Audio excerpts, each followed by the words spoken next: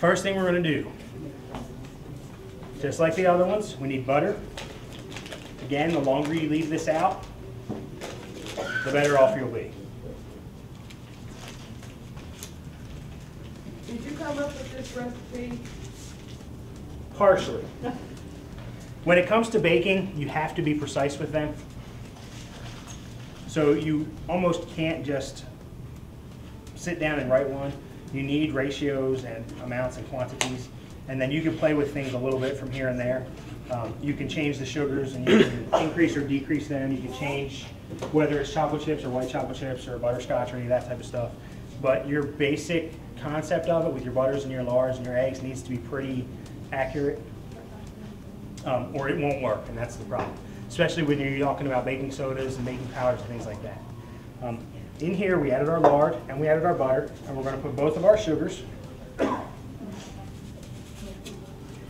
Now brown sugar, this is probably the second time, maybe the third time I'll do it without actually having to break all my lumps up. We're going to put it in a bowl and mix it with a beater. That will do most of the work for us.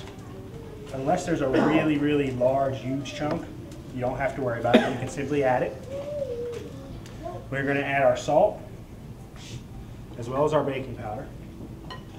Baking soda, sorry. And again, with this, because it's going to be hard to hear me in a second, start out slowly, please. Anybody who flings it on high, I promise you will wear it. Okay? Anytime you're mixing dry ingredients, please make sure you start slowly with it, just so it doesn't throw everything all over. Even that on one, it's starting to throw things quite a bit. And because it's got the butter and lard, butter and shortening, sorry, so you have to actually work around a little bit.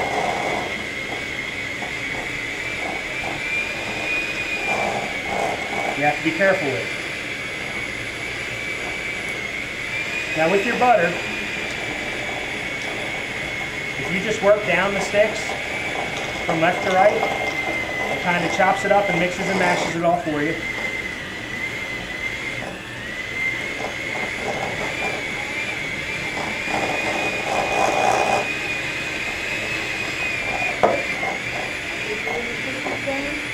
That's smelling mighty good.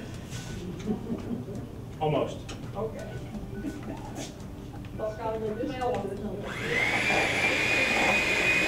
Now with this one, it uses whole eggs, okay? So we are just going to use 4 eggs because I know they're about 2 ounces each. Now your size will vary, whether it's large, small, or mediums or extra larges. So that's why there's a weight on it. Okay, I'm going to mix these real quick before we add our flour. Again, you want to keep it on low speed.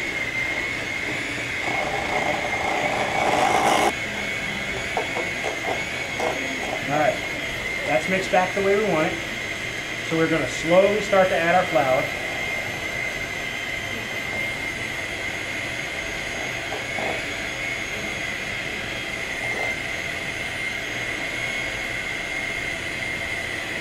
Now, unfortunately, this mixer doesn't really have a super slow speed.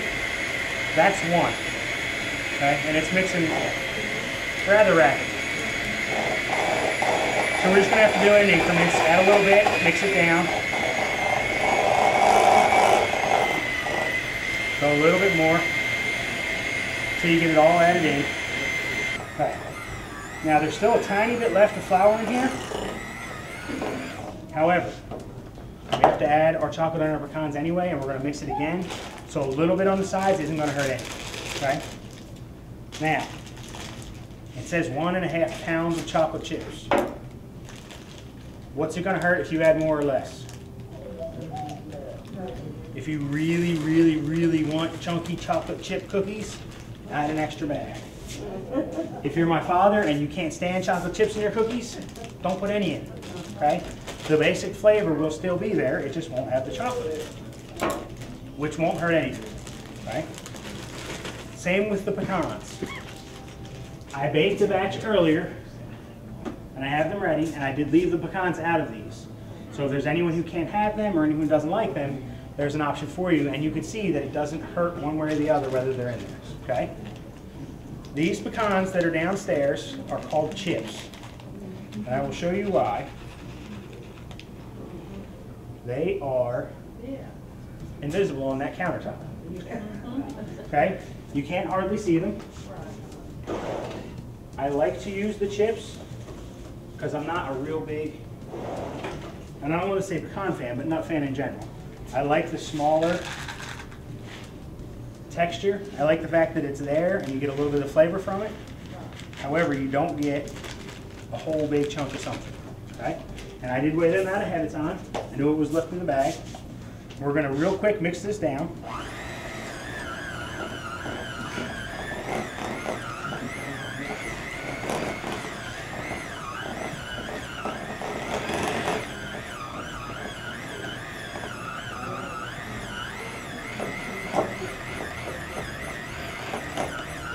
And again, as soon as it's mixed, we need to stop because we don't want to overmix it.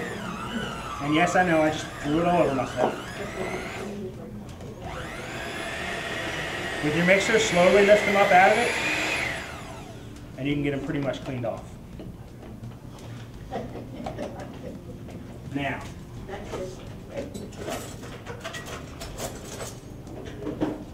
two spoons, okay? With this dough, because we're doing it fresh, you just simply take 2 spoons, and you scoop with one and you scrape with the other. Now, there are tons of other ways to do cookies. You wouldn't want to put this through a pastry bag naturally because it's so chunky. There's so many things that are not going to allow them through it. However, you could, however, take that parchment paper that we used over there, make a log out of it, roll it real tight, put it in the refrigerator for a few minutes until it gets cold, and then simply cut it into rings. You don't have to cut rings in cookies to get rings out of cookies, right? You can take a log that's about this big around, cut it into rings, and then cut the rings into quarters, and it's still going to bake into a round cookie.